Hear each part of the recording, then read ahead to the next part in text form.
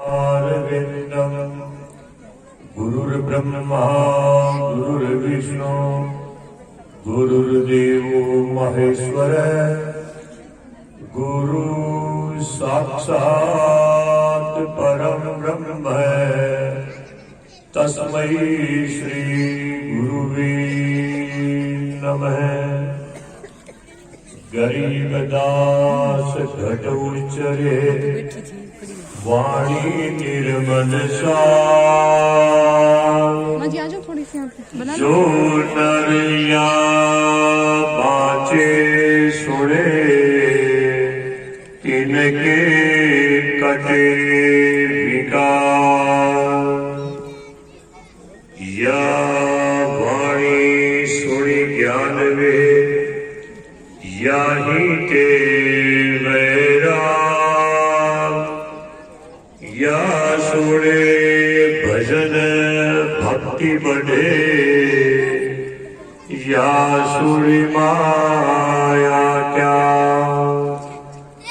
सर्वे भवन्तु सुखिनः सर्वे सन्तु निरामया सर्वे भद्राणि पश्यन्तु मा कश्चित् दुःखभाग् भवेत्। तन मन निर्मल आत्मा सबका होती होय। दादू विषय विकार की बात न बूझे कोई। ओम शांति शांति शांति। मंचस्थ विराजमान विभिन्न आश्रमों से पधारे हुए महान संतगण आज यहाँ महान संत नित्यानंद जी महाराज की मूर्ति का अनावरण आप हम सब लोग उपस्थित हैं। पहला साधुवाद में नित्यानंद महाराज के वर्तमान उत्तराधिकारी महंत राजेंद्र दास जी महाराज को देता हूँ, जो जिस लगन से इस भव्य मंदिर की नींव रखी गई थी उसमें भी मेरी हाजिरी थी और आज पूर्ण होने पर भी उपस्थित आप लोगों के बीच हो रहा है। बहुत बहुत साधुवाद के पात्र है, नवयुवक है, उत्साही है, सत्संगी है, अच्छे वक्ता है। साथ ही हमारे महात्मा गरीबदास जी महाराज भी यहाँ उपस्थित हैं। सज्जनों, आपको ध्यान होना चाहिए कि एक महात्मा ने मुझे कहा कि महाराज मैं गरीबदास जी महाराज की वाणी आपको देना चाहता हूं। लेकर के आए, नया संस्करण था और जब गरीबदास जी महाराज की वाणी को भूमिका पढ़ी तो उस भूमिका में गरीबदास जी महाराज की वाणी को लिखने वाले दादूपंथी संत गोपाल दास जी बड़ी आत्मीय प्रशंसा हुई। विज्ञजन जानते हैं, साहित्य के मर्म को समझने वाले जानते हैं कि 16वीं शताब्दी में यदि सबसे ज्यादा ज्ञानी शिष्य दिए हैं तो दादू दयाल जी ने दिए। और ज्ञानी शिष्य तो थे ही, लेकिन 300 लेखक भी दिए। अभी सूफी संत मत की एक पुस्तक पिछले 20 साल पहले छपी थी, दिल्ली से प्रकाशन था। उसमें सभी सूफी संतों का वर्णन था। दादू जी महाराज का जब वर्णन था तो उसमें लिखा कि उत्तरी भारत में यदि कोई संप्रदाय है तो दादू संप्रदाय है। इस संप्रदाय ने 300 लेखक दिए। उन लेखकों की कलम में दादू जी महाराज और दादू जी के शिष्यों की वाणी नहीं, अज्ञात संतों की वाणी भी निहित है, जो समय समय पर छप करके आपके हाथों में आती है। सज्जनों, ये निर्गुण धारा को प्रवाहित करने वाले इस मंच पर संत विराजमान है, जिन्होंने अपनी आत्मा की अनुभूति वाणी के द्वारा की है और जीव के कल्याण के लिए दी। न कोई जाति, न कोई पाति, न कोई वर्ण भेद, न कोई वर्ग भेद है। वास्तविक लक्ष्य भगवत नाम को लगाने का ही लक्ष्य होता है। जैसा कि अभी महात्मा ने भजन गाया था, वो ही भजन महात्मा दादू दयाल ने फरमाया, आज हमारे राम जी साधु घर आए, मंगल चार चौबीस भय आनंद बधाए। आनंद हो रहा है यहाँ विवेकानंद जी महाराज के इस उत्सव में कि आज हम सत्संग के माध्यम से जन जन की चेतना का कारण बनते हैं। ये सत्संग एक ऐसा माध्यम है जिसके लिए कोई निमंत्रण नहीं होता। ये संत अपनी वाणी के माध्यम से फरमाते हैं कि जहां भी कानों में सत्संग की आवाज आ जाए वहीं पहुंच जाओ। कोई सत्संग में बंधन नहीं है, कोई बाधक नहीं है। जो अनायास तेरे भवसागर जो सब संगत में चली आवे, जो कनिहार में भेद करे, जो आए चढ़े के नाव चढ़ावे, ब्राह्मण क्षत्रिय वैश्य शुद्ध वृक्ष चांडाल ही पार लगावे, सुंदर बार कछु नहीं लागे, या नर देह अभय पद पावे। ये मनुष्य जन्म मिला हमें, ये बार बार मिलने वाला नहीं है। ये नर से नारायण बनने का अवसर मिला है, अभय पद प्राप्त करने का अवसर मिला है। उसका माध्यम ये सत्संग है। महात्मा संत कवि सुंदरदास जी अपनी वाणी में फरमाते हैं कि सत्संग नित्य प्रति कीजिए, मति हो निर्मल सागरे। सत्संग जीवन में प्रतिक्षण रहना चाहिए। इससे क्या होता है? मति अर्थात बुद्धि, निर्मल अर्थात स्वच्छ होती है। संगत कीजिए साधु की नहीं नुगरा को काम, नुगरा ले जावे नरक में साधु मिलावे राम। रात भर भजन श्रवण कर रहे थे, भगवान का ही भगवान का स्मरण चल रहा था। ये हमारी संतों की वाणी है। संत 1000 वर्ष पहले भी हो गए हैं तो वही राम नाम के प्रदाता है। संत आज है, वही राम नाम के देने वाले हैं और आगे होने वाले उनको वो भी देने वाले हैं। इसलिए संत वाणी जितनी भी है, चाहे सदगुरु कबीर साहब हो, चाहे हमारे सदगुरु गरीबदास जी महाराज हो, चाहे दादू जी महाराज हो, चाहे विवेकानंद जी महाराज की वाणी, पहला मंगलाचरण जो आता है वो वंदना का आता है। दादू नमो नमो निरंजनम, निरंजन को बारंबार नमस्कार। और नमस्कार गुरुदेव गुरुदेव को भी नमस्कार नमन। ऐसे नमन वंदनम सर्व साधवा, सर्व पहले हो गए, अब है आगे होंगे। उन सब महापुरुषों को मेरी वंदना। इससे क्या होगा? प्रणाम पालन। ऐसे प्रणाम का महत्व में जो अभित्तकारियों से पार होता। सज्जनों, ये महापुरुष जिस समय हुए हैं उस समय एक छत्र राज था। वाणी पर, बोलने पर लगाम था। स्वतंत्र अभिव्यक्ति का अधिकार नहीं था, जैसा कि आज प्रजातांत्रिक प्रणाली में है। लेकिन फिर भी इस संत की वाणी शस्त्र से दबने वाली नहीं रही। संत छके वाणी बके, काफी दबकी नाई। छकड़ा कहते तृप्त होना। ये महापुरुष जब आत्मानुभूति से तृप्त होते हैं तो ये वाणी देते हैं। वाणी शस्त्र से दबने वाली नहीं है। शस्त्र की धार भूति हो जाती है, शास्त्र चमकता है। इसलिए इन संतों ने कितने स्पष्ट शब्दों में कहा उस समय, कंकर पत्थर जोड़ के मस्जिद नहीं बना, बोलता है क्या बाग में बहरा हुआ। हिंदू पक्ष को भी कह दिया, वाहन पूजे हरि मिले तो मैं पूजो पहाड़। ताते एक जाति भरी भी सिखाई संसार। ये संत निर्भीक होते हैं। किसके पीछे? निर्भीक होने का एक ही मूल मंत्र है, भगवत नाम। हरि नाम, गोविंद नाम, क्योंकि भगवान के तो अनंत नाम है। साईं सृजनहार के नाम अनंत, चितारे सु लीजिए यो साधु सुमिरे संत। सृजनहार परमात्मा के अनंत नाम है, जो तुम्हारी चित्त में बस जाए वो ही लोग। इसीलिए गुरु महाराज की आवश्यकता होती है, और गुरु महाराज को अमोघ तारक मंत्र हमें कानों में श्रवण करवाते हैं, जिसको श्रवण मनन निधिध्यासन से आर पार में मनुष्य उतर सकता है। सज्जनों, आवश्यकता हमें ऐसे सत्संगों को समझने की है। ये दयालु महापुरुष है, किसी भी संत की वाणी को सुनेंगे, लक्ष्य उनका एक ही है।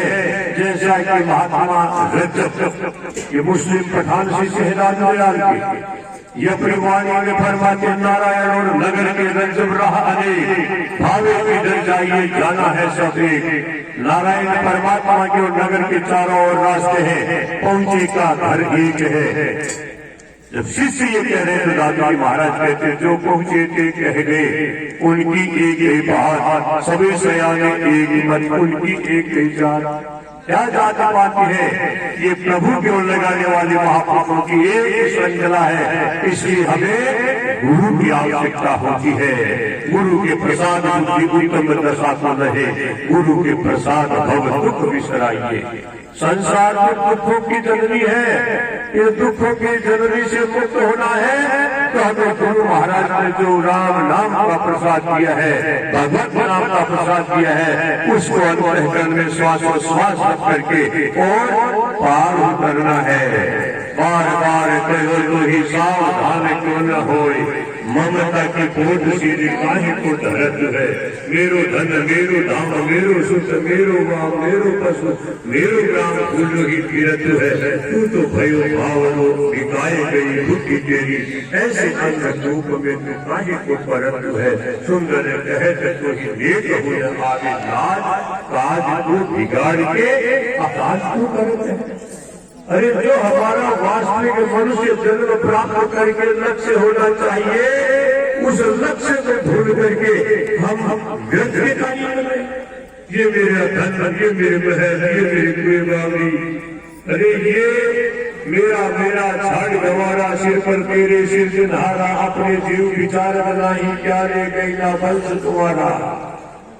अरे पिछले क्या ले गए, मेरा तेरा भावना मैं नहीं तजबान, जिन्हें वो सब सिर दिया करता ही कामान। सृजनहार परमात्मा जिसकी जो कुछ रचना है उसको सत्य मान करके और उस भगवान के नाम को सत्यता की ओर लगाना अपने श्वासों का काम होता है। इसलिए तो हर संत वाणी उस परमात्मा का लक्ष्य करती है, जिसके लिए महात्मा जय बड़े। ये भी निर्गुण धारा महाराज के शिष्य है, वाणी की इन्होंने भी ये अपने वाणी में फरमाते हैं, जय बल सुमिरो अपने राम को, निर्भय जय करवा है, गुरु बताया महर कर सोमत भूले राह। अरे गुरु महाराज महर यथा दया करके जो भगवत राम की है उस रास्ते को मत भूले, क्योंकि रास्ते से भटकने वाले को ही ये सत्संगों के माध्यम से सद्मार्ग की ओर लगाते हैं। सज्जन पुरुषों की संगति रज्जब अपनी वाणी में फरमाते हैं, साधु संगति बुद्धि बुद्धि झाड़ घास, रज्जब कुसंगति से होई बुद्धि का नाश। सज्जन पुरुषों की संगति से बुद्धि बढ़ती है और कुसंगति से कैसे कि झाड़ों खेतों में झाड़ होते हैं, पूरे झाड़ों के बीच में घास भी बड़ा होता है। क्यों हो जाता है? क्योंकि घास को खाने वाला जीव वहां पहुंच नहीं पाता। क्यों नहीं पहुंच पाता? क्योंकि झाड़ों के कांटे होते हैं वो पहुंचने नहीं देते। इन संत साहित्य की जितनी संस्करण है उनमें रज्जब मुस्लिम पठान की विशेषता है, हर साक्ष्य में दृष्टांत समझने की। आते सज्जनों, वही बात महात्मा नित्यानंद महाराज फरमा रहे हैं, वही बात महाराज गरीबदास जी फरमा रहे हैं। वास्तविक संतों का लक्ष्य एक है, जिसके लिए बखना पठान मुस्लिम संत ये अपनी वाणी में कहते हैं, बखना वाणी शोभली जी वाणी में राम, बखना सुनना बोलना राम बिना बेगा। वास्तविक लक्ष्य तो भगवत नाम का ही है, और ये गुरु महाराज की कृपा होती है तभी। इसीलिए रजब कहते हैं गुरु कृपा कैसी है कि नीचे से ऊंचा करे भगवत भांडा फोड़, रजब गुरु कृपा से कर दे अपनी खोड़। आज आप हम सबको यहाँ लक्षित करने के लिए, एकत्रित करने के लिए किसने सूचना की? महात्मा अनितानंद जी महाराज के वर्तमान उत्तराधिकारी बहन राजेंद्र दास जी महाराज जब से संपर्क में आए हैं, इन संत के कार्यक्रमों को देखते हुए प्रसन्नता होती है और वाणी हमें सहजता सिखाती है, सहज जो है परमात्मा को लगाती है। और जब भी जो है कार्यक्रमों की सूचना होती है उनकी उपस्थिति देते हैं। आवश्यकता है, क्योंकि इस मंच पर हम एक वाणी के साथ है। वाणी छोटी बड़ी नहीं होती है, कौन सी वाणी छोटी है कौन सी बड़ी, पूरी वाणी भगवत नाम के ऊपर है। इसलिए आज सत्संग जो है वाणी का हो रहा है, जो है निर्गुण धारा का हो रहा है। जैसा कि अभी अमरदास जी कह रहे थे, सब निर्गुण सजलो, ये वाणी के पास में आओगे तो ये भी भ्रम मिट जाएगा, क्योंकि सगुण निर्गुण में रहा जैसा है तैसा नहीं। हरि सुंदर लाइए का जागरूकता की हम सगुण उपासना करें चाहे निर्गुण उपासना करें, लक्ष्य हमारा हरि सुंदर का रहना चाहिए। सगुण का आविष्कार मनुष्य ने किया है, मनुष्य के द्वारा बनाया हुआ है, और निर्गुण आध्यात्मिक ज्ञान है जिस ज्ञान के लिए ये संत कहते हैं कि परमात्मा की रचना को देखो, एक अंगूठे का निशान पूरे विश्व में दूसरे से नहीं मिलता। ये रचनाकार कौन है, बनाने वाला कौन है? एक महात्मा थे, तो महात्मा सगुण निर्गुण पर विवेचन कर रहे थे। गांव के कुछ विद्यार्थी आए और महाराज को कहने लगे, महाराज जी आप सगुण में तो हमें मूर्ति दिख रही है, लेकिन ये निर्गुण क्या है? महात्मा ने कहा ये तो आध्यात्मिक ज्ञान है, कभी बताइए मूर्ति हमें आंखों से दिख रही है। महात्मा ने कहा बतलाऊंगा। कुछ समय के बाद महात्मा जंगल में घूम रहे थे, 5-7 विद्यार्थी भी वहां पहुंच गए और विद्यार्थियों ने कहा महाराज सगुण में हमें मूर्ति दिख रही है, निर्गुण क्या है ये हमें बतलाओ। कि बतलाऊंगा नहीं, अभी बतलाओ, अन्यथा आपको यही हम मारेंगे। महात्मा ने कहा मुझे मारने से तुम्हें क्या मिलने वाला है, तो बताओ। तो महात्मा ने कहा भैया तू कहाँ तक पढ़ा हुआ है? मैं 16वीं पास हूँ। तू कहाँ तक पढ़ा हुआ? मैं 13वीं पास हूँ। तू कहाँ तक पढ़ा हुआ? मैं 10वीं पास हूँ। तू कहाँ तक पढ़ा हुआ? मैं 8वीं पास हूँ। तो तू ऐसा करो, सब मिल करके मुझे आज ही 5वीं पास पढ़ा। आज ही 5वीं पास कैसे करोगे? 5वीं पास करने में 5 साल लगेंगे। तब महात्मा ने कहा सगुण से निर्गुण में जाने में भी 5 साल लगेंगे। सगुण तो पहली सीखी है। फिर संत बड़े तैयार है भाई, आप किसी भी रूप से ध्यान धारणा करो, वास्तविक लक्ष्य तो भगवान की ओर है। इसलिए ये संत की वाणी हमारी चेतावनी की वाणी कहना है। चेतावनी चेतावनी क्या कह रहे हैं? चेत कह क्या आया इनमें वृद्धा भूल कर तू देखी है माया, तुझ जाने तब धन मेरा मुर्ग देख बुलाया, आज चली जाने तेरी ऐसी सुंदर काया। ये तो जो शरीर मिला है एक दिन जो है ये चला जाएगा, श्वास समाप्त हो जाएगा। अरे शरीर की जो रचना तो देखो, इस शरीर की कितनी सुंदरता परमात्मा ने दी है। इसमें एक आंख वो जोड़ना चाहता था तो और लगा सकता था, उसके निर्माण को कोई नहीं रोक सकता, तो भी कुल आती थी। और वो चाहता एक आंख हटा, लेकिन वो हटा सकता, उसको कौन रोकने वाला है? जिसे साई मारे उससे कौन तारे, जिसे साई तारे उससे कौन मारे। इसलिए उस परमात्मा की रचना को तो देखो कैसा सुंदर साज मिलाया है। इस साज की सफलता कब है? जब दादू हरि की सेवा कीजिए। सुंदर साज मिलाया, स्वास्थ्य के लक्ष्य तो परमात्मा की ओर लगाने का होता है। इसलिए सज्जनों, वाणी तो हमारे महापुरुषों की एक ही है। हम चाहे गीतानंद जी महाराज की वाणी का श्रवण करें, रोजाना जो स्वाध्याय करें, लक्ष्य उन महापुरुषों की दया का ही होता है। जीव के प्रति दया क्या इन लोगों की? अरे जीव के प्रति दया, महात्मा रजब ये मुस्लिम है लेकिन क्या कह रहे हैं? जीव के प्रति दया का भाव हाथी बंद करते हुए बकरी पत्ती खाते है ताकि काटे खाल, जो बकरी को खाते हैं दादा कौन हमारा। अरे बकरी पत्ते काटे बाल खा करके अपना जीवन निर्वाह करती है, लेकिन ये मनुष्य जो है ऐसे जीवों को भी मार काट के खा जाता है। अरे बकरी की पत्ती काटे बाल खाने वाली की स्थिति हो गई, मनुष्य टेढ़ी क्या स्थिति हो गई। कितनी दया का भाव है। अरे वृक्षों के लिए कहते आज भारत सरकार करोड़ों अरबों रुपए खर्च करती है, अरे वृक्षों को काटे। ये हमारे संत पुरुषों की वाणी कहती है कि सूखा सहजे कीजिए लीला भाने नाय, काहे को दुख दीजिए साहित्य है सब माय। साहित्य परमात्मा है, सर्व व्यापक है, कण कण में व्यापक है, इसे कहाँ उसको ढूंढेंगे। इसलिए साहित्य परमात्मा का स्थान कहाँ है। तो दादाजी महाराज कहते आत्मा ही राम है, कहाँ बचे भगवान अंतःकरण में थे, कहाँ ढूंढोगे। अरे दर्द कोई भी कोई डॉक्टर आंखों से बताते हैं तो उस परमात्मा को आंखों से देखा जा सकता है। आंखों से दर्द नहीं देखा जाने वाला, दर्द का अनुभव ही होता है, उस परमात्मा का भी अनुभव होता है। कहाँ से अनुभव जहाँ थे वो मुझे सदगुरु का ज्ञान दान को हमको ले चला जहाँ प्रीतम का स्थान। बड़ा सौभाग्य है कि आज हम उन महान निर्गुण धारा को प्रवाह करने वाले नित्यानंद जी महाराज का सगुण रूप से जो है मूर्ति स्थापना हो रही है। आप हम सबका सौभाग्य है कि ये अवसर जो है महेंद्र राजेंद्र दास जी महाराज प्रदान कर रहे हैं।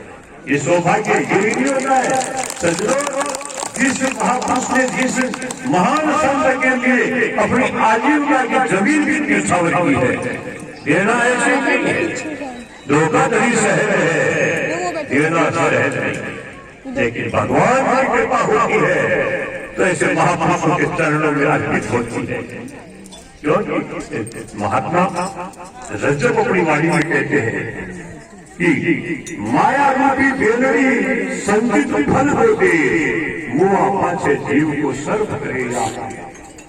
माया रूपी बेलड़ी इकट्ठी करोगे तो इसके दो फल लगेंगे, या तो सर्प पड़ेगा या प्रेत पड़ेगा। आज वाली करेंसी में नहीं, कागज में नहीं पड़ेगा। उस समय जब ये अभी जो है वक्ता बोल रहे थे, ये उस जमाने की बातें हैं जहाँ करेंसी सोने और चांदी की चलती थी, जहाँ गार्ड या बैंक आती चीजों या आती बाद में बिना बताए चले गए तो उसका जिसकी सुरती जहाँ रहे उसका कहाँ विश्राम। भावी माया ऐसी जा बाद में मिल जाएगी। इसलिए मैं इस भूमि को महात्मा नित्यानंद जी महाराज की आश्रम के देने वाले आश्रम को देने वालों को मैं बहुत साधुवाद देता हूँ कि पुण्य का अर्जन जो है पीढ़ियों तक का यही है न्यौछावर। इसलिए और भी जिन्होंने इसमें सहयोग दिया उनको भी बहुत धन्यवाद देता हूँ, क्योंकि संत के कोई फैक्ट्री नहीं है। ये संत क्या करते थे, उनकी कौन सी फैक्ट्री है, इनके भावों की फैक्ट्री है। ये सत्संग के माध्यम से संतों की वाणी के प्रति ऐसा भाव उत्पन्न करते हैं जिससे तत्काल जो है भाव नफा भाव नहीं है। ये जो कुछ रचना है ये आपके भावों की उत्पत्ति का माल है, जिसके लिए महात्मा संत कवि सुंदरदास जी महाराज कहते हैं, सुंदर नफा न वस्तु में, नफा भाव में होए, भाव बिहोना बाणिया बैठा पूंजी खोए। बढ़िया धंधा करता है, खरीद करके रखने के लिए नहीं करता, खरीद करके जो ही उस वस्तु के भाव चढ़ेंगे तू ही बेचेगा, लाभ काय में है, भाव में। महात्मा रजब कहते हैं पात्र में पानी जमा, पात्र के उड़िया रजब जैसे राम जी भाव रूप वपु था। वपु कहते शरीर को। गीता में कहा है भाव भगवान भी देते, भाव में तो भगवान का निवास। अरे जैसा बर्तन होगा उसके बर्फ जमाओगे तो बर्तन की आकृति का बर्फ जमेगा, लोटा है तो लोटे की आकृति, गिलास है गिलास की आकृति, कटोरी है तो कटोरी की आकृति का बर्फ जमेगा। जैसा हमारा भाव है ये शरीर वैसा ही धारण करता है। इसलिए सज्जनों सत्संग है, सत्संग के माध्यम से हम इन संतों के अनुभव की वाणी को सुनते हैं और वाणी का वास्तविक लक्ष्य होता है प्रभु तन भी तेरा, मन भी तेरा, तेरा पिंड प्राण सब कुछ तेरा, तू है मेरा, यूं दादू का ज्ञान। क्यों कि जन्म जात है बात याद कर पीव को, मुश्किल सब आसान हुई है जीव को। जाके हृदय राम नैन में रहते हैं, हरिहा वाजिब नहीं मुक्ति में फिर संत सब है। ये संत सब मुक्त होने में कोई संशय नहीं है, इसलिए जिसके हृदय में भगवान का नाम। इसलिए परमात्मा के नाम का कोई अंत है क्या? ये सत्संग करते महात्मा हमेशा वाणी पर हमेशा बोलते वाले के भगवान का नाम बंद होगा क्या? लक्ष्य की प्राप्ति के लिए ही ये सब कुछ किया जाता है। अन्यथा सज्जनों, महात्मा सुंदरदास जी महाराज कहते हैं, बालू के मंदिर माही बैठ है स्थिर हो, रात है जीवन की आशा कई दिन की। अरे ये जो शरीर है ना, ये तो मिट्टी का घर है, इसको प्राप्त करके भी तू कई दिनों की जीने की आशा करता है। अरे ये तो पल पल चीजें घटक जाता, घड़ी घड़ी बिन से दीवार वही गच रही, एक क्षण का भी पता नहीं है कि इसमें श्वास आया या आया। इसलिए संत वाणी कहती है, क्षण भंगुर मानुष देह कली, कल प्रातः की आंख खिले न खिले, कल काल उठार लिए फिरता तन नम्र की चोट झिले न झिले, मलियारी जन्म के मन सुगंध हिले न हिले, हरि रसना तू हरिनाम रट ले, अंत समय में हिले। आखिर में हिले या नहीं हिले विद्या, श्वास आवे न आवे, लक्ष्य इनका है हरि नाम। क्योंकि संसार है, आसार है, संसार मोह से चलता है, और ये तो स्वप्नों में बताया है। महात्माओं की वाणी कहते हैं, स्वप्न की संपत्ति को देख कहाँ भूल रहे हो, जीव योग की लोकता में मान रहे हो हाथ। अरे तन का तमाशा है, सफानी में पतासा जैसे फूल की मसक जैसे जीव जान चेतना, ओ सकी भूल तेज तेज जान चेतना, भरम के भवन में भागीरथ तो भूल रहे हो, काची है ऊपर गुमान करेगी। ये तो काची काया है। तो जब ये महापुरुष कह रहे हैं, तो दादू जी महाराज कह रहे काची काया कौन भरोसा, रैन नहीं क्या सोवे, दादा संबल सुकृत लीजिए, सावधान क्यों न होगे। साथी सावधान में रहिया, अलग वही परमेश्वर जाने कहा हो। बाबा बाग घाट का सूरज आवे दूर डबल जाना, परदेसी पंथ चले अकेला होगा। इसलिए सज्जनों, कोई पता नहीं है कब ये जीव चला जाए। महात्माओं की वाणी दृष्टांत के द्वारा प्रतिपादित करती है, पहले के समय में इतनी यात्रा के साधन नहीं थे, पैदल मार्ग थे और जंगल भी बहुत थे, तो जंगल के जीव भी बहुत थे, हिंसक जीव भी बहुत होते थे। एक व्यक्ति राह चलते हुए संध्या हो गई। संध्या होने पर उसने विचार किया कि यदि आगे चलेंगे तो जंगल में हिंसक जीव खा जाएंगे, तो इस गांव में विश्राम कर लेना चाहिए। पहले अपने प्रत्येक गांव में कच्चे घर हुआ करते थे और घर के बाहर कुछ खाटे भी लगी रहती थी। उस व्यक्ति ने देखा कि ये खाट है, यहीं पर विश्राम कर लेना चाहिए। वो खाट ढाल करके बैठ गया। उस घर का जो धनी का मालिक का व्यक्ति वो कहीं गांव गया। उस घर में से बैलवानी आई और उसने पूछा, जो है आप कौन हो बैठने वालों? तब उसने कहा मैं मामा जी हूं। तो उसने देखा मेरे पति के मामा जी होंगे, सेवा शुश्रूषा हुई। दूसरे दिन वो उस घर का मालिक आ गया, उसको बैठा देख करके आप कौन हो बैठने वालों? तब उसने कहा मैं मामा जी हूँ। उस व्यक्ति ने देखा मैं अपने घरवाले के मामा जी हूँ। 2-4 दिन सेवा शुश्रूषा हुई।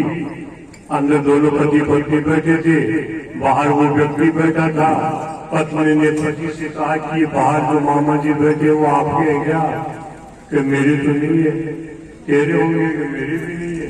तो ये मामा जी ने पूछो बच्चे कौन का मामा जी हो?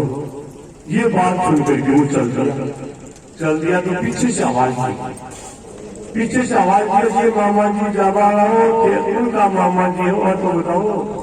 तब उसने कहा कि किसी का भी मामा जी नहीं।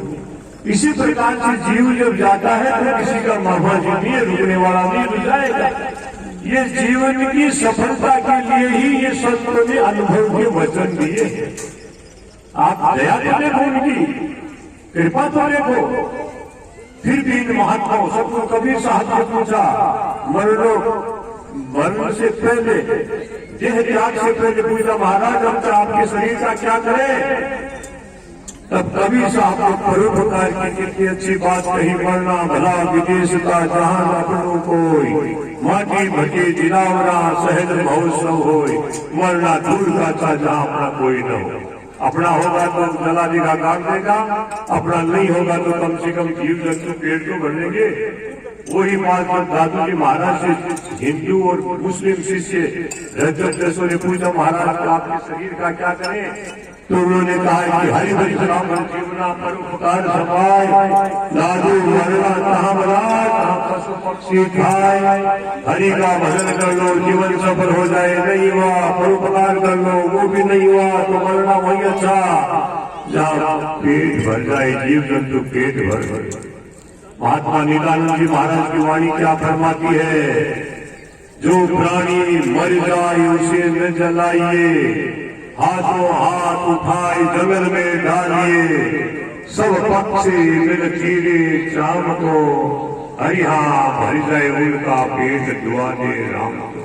इतनी दया कर रहे हैं। अरे उन महापुरुषों को देखो, कितनी जो है जीव के प्रति उनका हित है, इसलिए अधिक क्या कहेंगे, तो कहते रहेंगे वाणी जी संजय तो, और इनके अलावा शब्द भी कहेंगे। बताओ, जो मुख्य लक्ष्य मनुष्य का है वही शब्द हमारी महापुरुषों ने दिया है। इसलिए आज इस अवसर पर मैं महात्मा नित्यानंद जी महाराज के चरणारविंदों में नमन करता हूँ। साथ ही महात्मा राजेंद्र दास जी महात्मा को भी बहुत साधुवाद देता हूँ कि महापुरुषों के चरणों में हाजिरी लगाने के लिए इतने संतों को कहाँ से बुला जाए। एक भोजपुरी आने वाले ये वाणी के सत्संग, वाणी में हम नहीं आएंगे तो कौन दूसरा आएगा? वाणी में कौन आएगा? जो सत्संग प्रेमी होगा वो उपस्थिति देता है। इन्हीं शब्दों के साथ मैं मेरी प्रिय संगत को भी बहुत बहुत साधुवाद देता हूँ। इस संगत जहाँ भी सत्संग होता वहीं पहुंचती है। आज तो बंधनकारी संगतें हो रही है। मेरे से ही उपदेश लिया है, मेरी सत्संग में आया। अरे इन संतों को देखो, महात्मा संत सुंदरदास 400 साल पहले कह रहे हैं, नौका रूप जान सत संगत कामे सब कोई बैठो आए, और वही तिरबे का साधन सुंदर काटी राम भगवान की साक्षी। आप हम सत्य सत्य बोलने के लिए, सत्य बोलने वाला भी कहेगा भगवान की सोगन, ये बात ऐसे, झूठ बोलने वाला भी कहेगा भगवान की सोगन, ये बात। अरे इनको देखो तो ये कह रहे हैं कि नौका में बैठने वाले को नौका जो है पानी से पार उतार देती, इसी प्रकार से सत्संग रूपी नौका है। इसमें जो भी श्रवण मनन में विध्यासन करेगा वो संसार समुद्र से पार हो जाएगा। मैं भगवान की साक्षी से कहता हूँ, कितनी दया कर रहे हैं। इसलिए इन दया के भाव को सादर नमन करते हुए हम अपने शब्दों को यही विराम देते हैं। बोलो नित्यानंद जी महाराज की जय, गरीबदास जी महाराज की जय, दादू जी महाराज की जय। बोलो साधु साहेब। बहुत ही सुंदर महाराज जी ने अपने